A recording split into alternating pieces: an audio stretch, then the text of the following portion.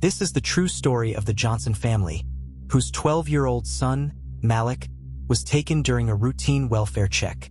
What began as a neighbor's concern escalated into a battle against systemic biases and a fight for justice.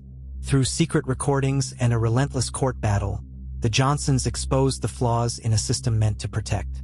In the summer of 2023, in a suburban neighborhood of Atlanta, Georgia, the Johnson family, Marcus, a high school teacher, and Aisha, a nurse, were raising their son Malik with love and care.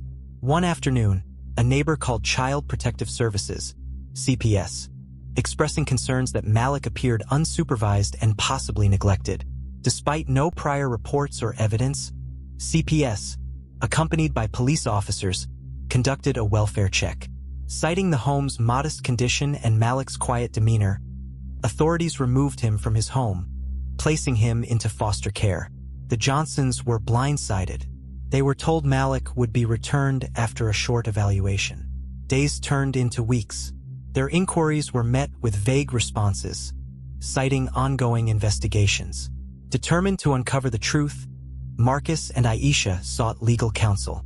They discovered that the initial report lacked substantial evidence. Moreover, CPS had not followed standard protocols during the removal. Aisha began attending support groups, where she met other parents, predominantly from minority communities, who had similar experiences. Patterns emerged: disproportionate removals, lack of evidence, and prolonged separations.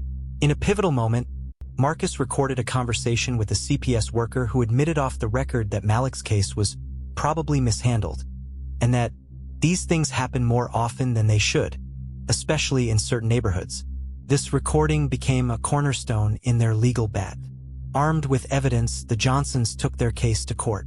The proceedings revealed systemic issues within CPS: racial biases, lack of oversight, and a tendency to equate socioeconomic status with neglect. After months of litigation, the court ruled in favor of the Johnsons, ordering Malik's immediate return and mandating an internal review of CPS practices. The reunion was bittersweet. Malik had changed. Once outgoing, he was now reserved and anxious. Therapy sessions unveiled the trauma he endured in foster care. The Johnsons faced the daunting task of healing their son and rebuilding their family. The Johnsons' ordeal is not isolated. Studies have shown that minority families are disproportionately affected by child welfare interventions. The case underscores the need for systemic reforms, including bias training, transparent protocols, and community-based support systems. It's imperative to question and reform the systems designed to protect our children. By advocating for transparency, accountability, and equity, we can work towards a future where families are supported, not unjustly separated. Marcus and Aisha Johnson's 12-year-old son, Malik, was taken from their Atlanta home during a welfare check, based on a neighbor's unfounded concerns. Despite no evidence of neglect, Malik was placed in foster care. A secret recording of a CPS worker admitting mishandling became pivotal in their legal battle. After months of litigation, Malik was returned, but the trauma lingered. Malik's return was not the end but the beginning of a deeper nightmare. He was withdrawn, suffered from nightmares, and exhibited signs of trauma. Therapy sessions revealed he had been subjected to emotional abuse in foster care. Determined to seek justice, Marcus and Aisha delved into the child welfare system. They discovered that Black families were disproportionately targeted.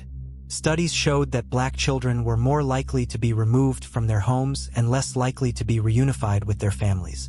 An anonymous CPS employee reached out, revealing that Malik's case was part of a quota system.